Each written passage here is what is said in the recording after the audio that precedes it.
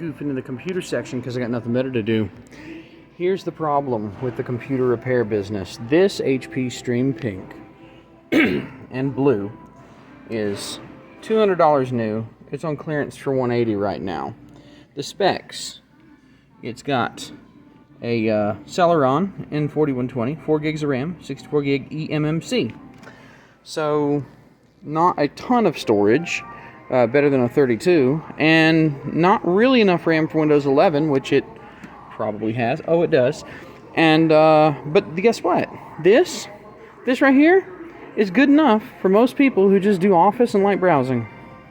And then this one over here, look at this, clearance for $209. Oh, a whopping $10 more than that, or $30 if you go by just the clearance prices. And what's it got? Much better processor, more storage, still probably not upgradable RAM, but this is the competition. Yep.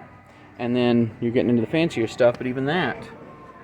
So yeah, you can kind of figure out why the PC repair business might be dying a bit.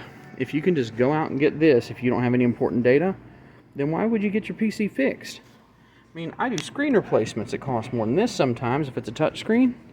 But yeah, this will do you in a pinch. Non-upgradable, probably. But, hello, death of the industry. Good old China. Thanks.